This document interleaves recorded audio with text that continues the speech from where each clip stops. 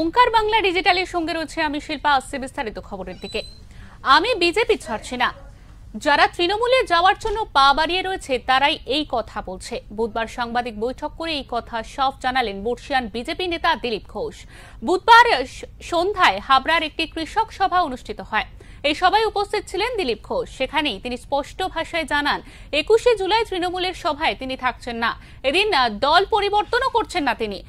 যারা তৃণমূলের দিকে পা বাড়িয়ে রেখেছেন তারাই এই কথা রটাচ্ছেন।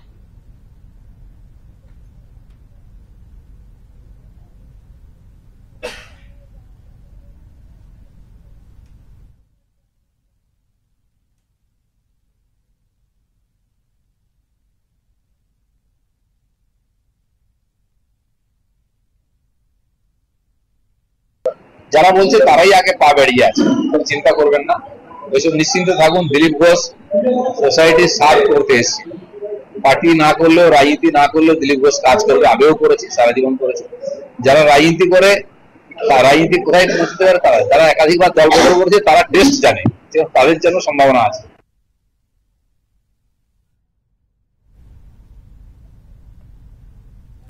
বিজেপি নেতা পাশাপাশি হাইকোর্টের নির্দেশে 100 দিনের কাজ চালু ও শুভেন্দু অধিকারীকে চোর চোর স্লোগান দেওয়া নিয়ে মুখ খোলেন তিনি। 100 দিনের কাজ হোক, কিন্তু কেন্দ্র যে টাকা পাঠাচ্ছে সেটা যাচ্ছে কোথায়? কেন কাজ হচ্ছে না? কাজের টাকা পাচ্ছে না কেন? পুরো টাকা কেন পাচ্ছে না? বা কাজ যেটা হচ্ছে দেখা যাচ্ছে না কেন? এই সমস্ত জটিলতা আছে। রাজ্য সরকার ঠিক করতে হবে তারা কাজ করবেন কিনা, লোককে তার বেতন দেবেন কিনা, কেন্দ্র সরকারকে হিসাব দেবেন কিনা, তার উপর নির্ভর করছে। মহেশতলায় কোর্টের নির্দেশে আজকে শুভেন্দু অধিকারী যাচ্ছিল, তখন তাকে চোর চোর স্লোগান দেওয়া।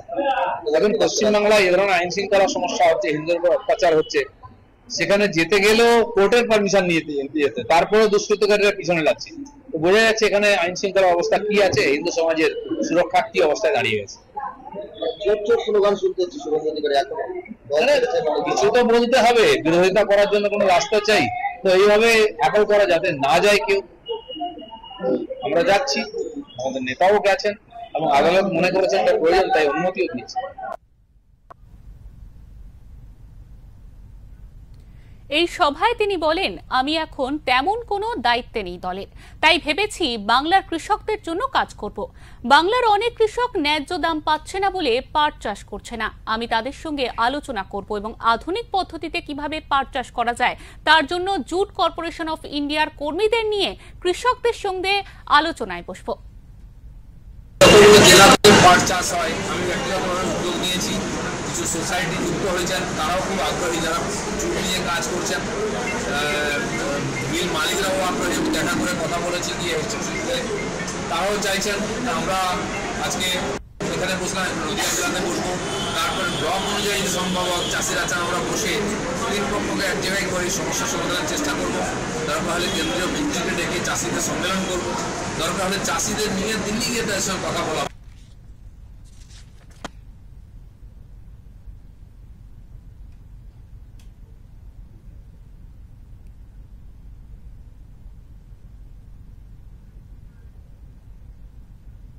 আর অন্যান্য খবরের জন্য অবশ্যই চোখ রাখুন ওঙ্কার বাংলায়।